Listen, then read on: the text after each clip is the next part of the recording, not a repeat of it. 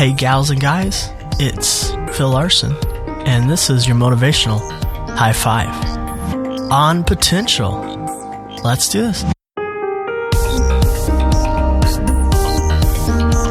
In some of the circles that I've grown up in, if you weren't being all that you can be, or your life wasn't bearing enough fruit, as they say, you could be made to feel guilty. And there's this quote that sometimes does work, and sometimes it's good to hear, but I'm not so sure that it's always accurate. And the quote is, if you're not growing, you're dying. And that can be kind of discouraging sometimes. But is there a state where you're neither growing nor dying? And I believe it was my wife that asked one of our science friends, is there that sort of state? If you think of trees or plants, and yeah, if they're not growing, then maybe they are dying. But think of the state in which a plant is before it grows. It is a seed. And now, is a seed growing or dying? No, it is neither. So what is this state that it's in as it's a seed?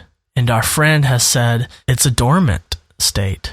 And in dormant states, what you have is potential.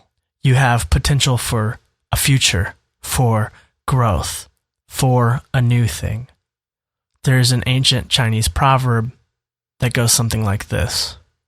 The best time to plant a tree was 20 years ago. The second best time is now.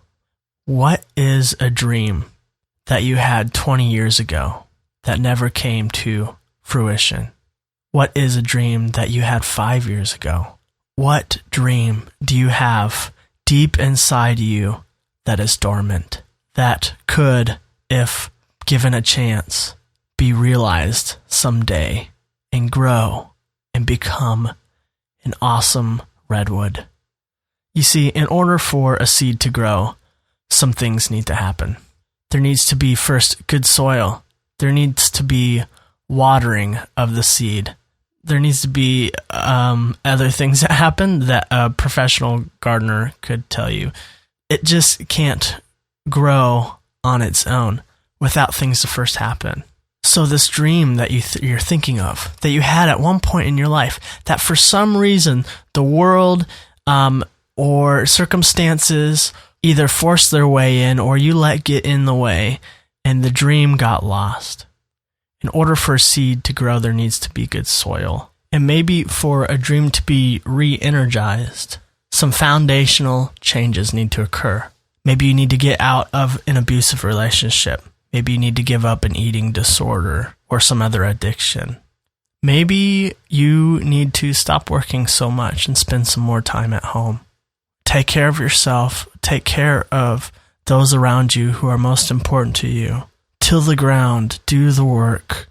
Make the soil fertile for the seeds of potential to grow. Because seeds, they will remain dormant among rocks. And if you're too hard-headed or you have a heart of unforgiveness towards someone, your soil is not fertile and your potential will not be realized. Pray for a soft heart and open mind. And when I say pray and you get all offended, well, you need to pray for a soft heart and open mind. Because that dream that's inside of you, that deep dream that's been a part of your life, that you dreamt maybe in your younger years, it's still there. The seed is still dormant and can grow. It can grow. Start the dream again. Maybe 30 years after the fact, but better late than never. And here we are, to the end of the show, the part where we tell ourselves positive things, and we begin to rewire ourselves to believe these positive things as a way to override the negative narratives that we've chosen to believe about ourselves. So wherever you are, when you're in a safe place, bring up a mirror, put your phone to selfie mode, pull over, look into the rearview mirror, look at yourself, remember the dreams, imagine the potential. Remember, the best time to plant a tree was 20 years ago. The second best? Today.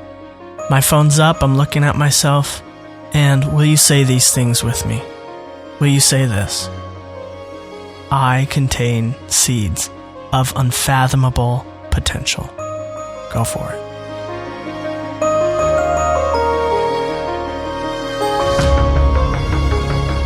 Good job. And maybe that little exercise was part of planting a seed within you.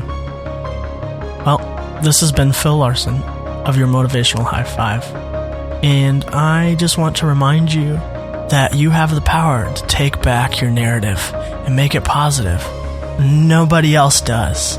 If you feel like, well, this person really, really messed me up, then take it back for yourself. Do you want to get healthy?